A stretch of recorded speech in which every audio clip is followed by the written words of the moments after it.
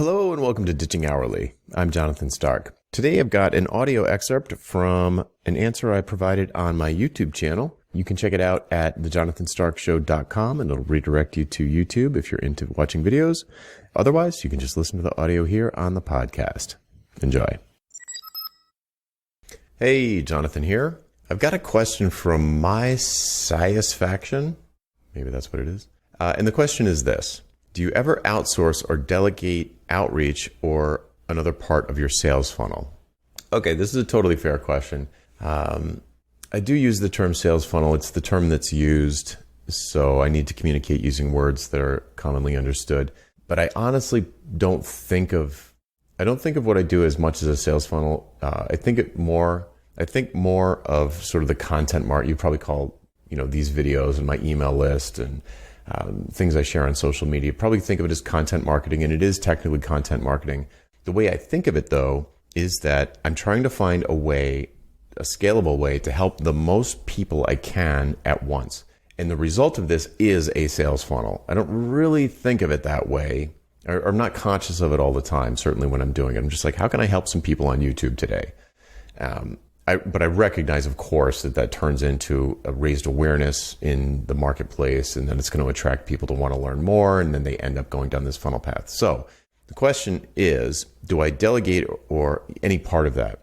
And yeah, sure, I not just delegate, but I'll automate as much of it as possible so I can scale it, so I can have a bigger impact, so I can reach more people with this message of ditching hourly billing and how to stop trading time for money, get out of the feast-famine cycle, increase your profits, actually have profits for the first time ever.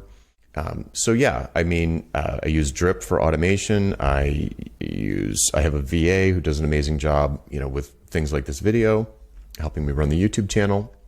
The thing that I do not outsource, and I think it's a dangerous thing to outsource, is the thinking part. So if you have people just writing for you and you're not, this is a slippery slope because there are times when it does make sense to pay people to write for you. That is true.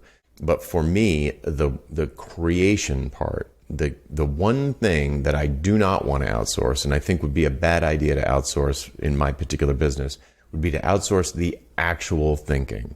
And for me, the actual thinking comes from answering questions like this on, it's not live, but I'm answering it live to a video camera. The actual writing of my daily email. If I outsource that to someone else, I would stop growing. So for me, answering questions in public, whether it's the mailing list or Twitter or LinkedIn or YouTube, doing that is what causes me to get better. So for me, it's kind of like research and development and product development. So, if I outsourced that to someone, that particular piece, I would stop having new insights, and I don't want to stop having new insights. I could pause and I could say, all right, I've got a boatload of insights. I could create products based off all these things and segment my audience and do all of that stuff. And that's not that will work for other people. That's not that's just not the way I want to spend my day. So you need to decide what you want to outsource. If you're planning on outsourcing the main thought leadership piece of whatever it is that you do, if that is what you do, then that makes me a little nervous. You need to be pretty sophisticated to pull that off, I think. It can be done. People do it, but it's not the way I run my business. But you can absolutely automate and outsource tons of other stuff. You don't need to personally be like syndicating your content on Medium or whatever, or like editing these videos. You don't have to do editing your podcasts. You don't have to do that. So outsource as much as of that sort of the stuff that isn't creating new value and is really just the downstream activities that need to be done to distribute or publish the material. But the actual thinking part and the deep thinking part, it's a little bit scary to me to outsource that. I'm going to say it one more time. You can do that if you're running a business where you just want to be an entrepreneur and you're going to sell the business in 3 years, or you want to get acquired by Google and you're going to get a bunch of data scientists or a bunch of, subject matter experts to kind of create a blog and attract traffic and do SEO. And you can do that. It's just not the kind of business I build. And the question was, do I ever outsource or delegate outreach or another part of the funnel?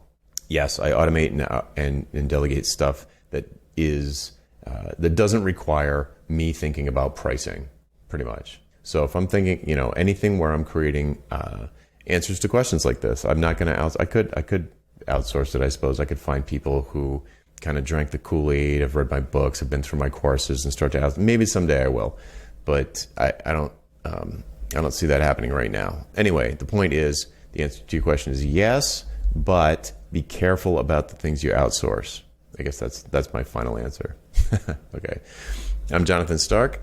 If you have a question for me, you can hashtag AskJonathan on LinkedIn, YouTube, or Twitter, and we will find it, and I'll answer as soon as I can. See ya. Would you like to learn how to get paid what you're worth? How about selling your expertise and not your labor? We work through all of this together in the pricing seminar. Pre-registration starts soon, and you can sign up to be among the first to know when early bird pricing is announced at thepricingseminar.com. That URL again is thepricingseminar.com. Hope to see you there.